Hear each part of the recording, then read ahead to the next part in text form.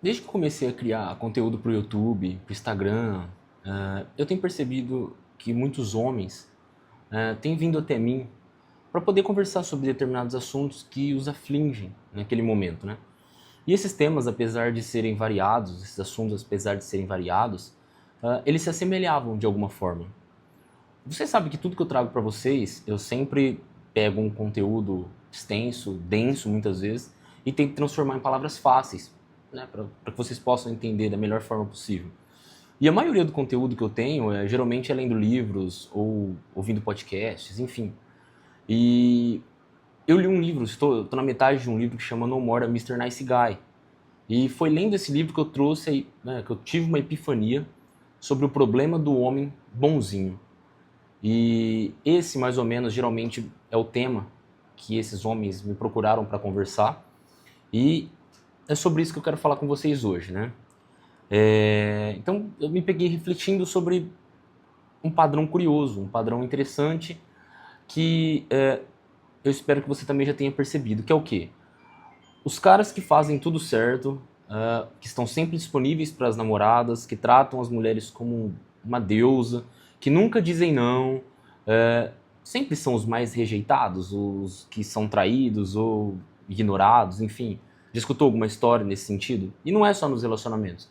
Você percebe também que o funcionário que se mata no serviço para trabalhar, para ser o melhor, continua sempre no mesmo cargo também, porque ele nunca questiona, né? Ele não tem essa habilidade de questionar, enquanto que o cara que se impõe de alguma forma, ele sobe de cargo. O amigo que está sempre disponível, ou sei lá, que nunca impõe limites, também é o primeiro a ser esquecido na hora que as coisas apertam. Então isso é um padrão. Desde o homem fácil, que está sempre disponível para a mulher, o funcionário que não se impõe, que ignora as suas vontades em prol de um patrão, o amigo que está sempre à sua disposição. Então são padrões. E esses padrões se repetem. Nós, como seres humanos, repetimos padrões. E aí me vem uma pergunta, né? Será que nós, homens, fomos enganados? Será que essa história de ser bonzinho, que nos traria algum reconhecimento ou recompensa, né, não passa de uma grande ilusão, de uma fábula, né, de algo criado? Então isso me fez lembrar de uma história da Bíblia, de um sacerdote que se chamava Eli. Ele era um sacerdote de Israel, ele era um homem de Deus, mas ele tinha um problema sério, um problema grave, ele era fraco. Os filhos de Eli cometiam injustiças dentro do templo, abusavam das pessoas. Só que ao invés do próprio pai exercer autoridade sobre os filhos, ele só os repreendia de forma leve, né? E nunca se impôs verdadeiramente como um pai, como um homem de Deus, um sacerdote.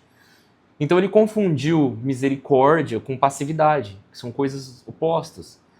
Amor com permissividade, que também são coisas opostas, ou são complementares. E qual foi o resultado? O que aconteceu? Deus o rejeitou. E ele morreu de uma forma que, se você já leu na Bíblia, foi humilhante. Ele era um homem gordo que estava sentado numa cadeira, caiu para trás e quebrou o pescoço.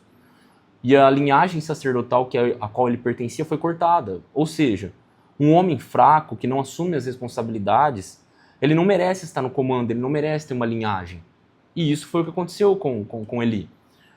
O erro do cara bonzinho, o erro dos Elis da vida, são sempre os mesmos. Eles acreditam que, evitando conflitos, agradando a tudo e a todos, de todas as formas, ele vai ser valorizado.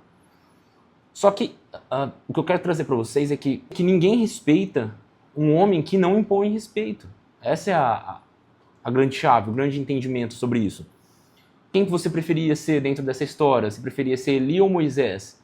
Moisés também era um líder, assim como Eli. Só que quando ele viu a injustiça, o povo dele, ele agiu. Né? Quando o povo também se corrompeu dentro do deserto, ele quebrou as 10 tábuas da lei, ele liderou, ele protegeu e ele lutou. E por isso o nome de Moisés ecoa na história até hoje. Você conhece Moisés muito mais do que provavelmente conhece Eli. Na mitologia também, na história do rei Arthur e do seu fiel escudeiro Lancelot, lá, o cavaleiro, é a mesma coisa, se repetiu a mesma história no decorrer dos tempos. O rei Arthur era um modelo perfeito de governante. Ele era justo, ele era leal, ele era íntegro. Só que qual foi o final? Ele perdeu Guinevere, que era a amada dele, para Lancelot. Por quê? Porque enquanto Arthur tentava governar com retidão, com mansidão, Lancelot era autêntico, era intenso, destemido, apaixonado. Ele era um homem com força, dedicação e direção. E na vida real, na nossa vida real, na minha, na sua, um homem que só tenta, que só vive para agradar as pessoas e nunca se impõe, ele se torna previsível, inofensivo. E nada mais é perigoso do que um homem ser inofensivo e previsível. E esse homem que é dessa forma, ele acaba sendo rejeitado pelas pessoas, pelo patrão, pela mulher, pelos amigos. Porque ninguém, nem eu, nem você, nem ninguém admira fraqueza disfarçada de gentileza. Porque essa é a realidade, é uma fraqueza disfarçada de gentileza. Um exemplo mais moderno, do século passado, quem que você preferiria ser, Winston Churchill ou Neville Chamberlain? Churchill foi um líder duro, decidido, peitou Hitler na época e salvou o Ocidente. Só que Chamberlain, ao contrário, ele tentou ser diplomático, político, ele fez concessões, queria evitar conflitos e qual foi o resultado disso? Ele quase que entregou a Europa inteira para os nazistas. Ou seja, o mundo respeita homens que assumem os riscos, aqueles que não se curvam perante o medo, perante as dificuldades. E então você deve estar se perguntando agora, tá, mas qual que é o caminho? Porque geralmente a gente tende a pensar, o nosso coração humano ele tende a pensar que o oposto de um homem bonzinho é um homem ignorante, escroto, um homem, né, totalmente contrário de um ser bonzinho. Só que não é isso. Na verdade, o contrário, o oposto de um homem bonzinho é um homem íntegro, forte e firme. E eu acho que não tem modelo melhor para se buscar do que o modelo bíblico. O modelo que a Bíblia nos dá, nos oferece de como ser um homem. Então, por exemplo, Jesus não buscava agradar a todos. Ele foi o homem mais perfeito que já existiu. Ele não pecou, não houve pecado nele. Só que ele não viveu para ser aceito. Ele confrontou os hipócritas, desafiou os poderosos da lei, os fariseus, e foi odiado. Ele foi odiado, no final das contas, pelo próprio judeu, pelo povo que ele veio salvar.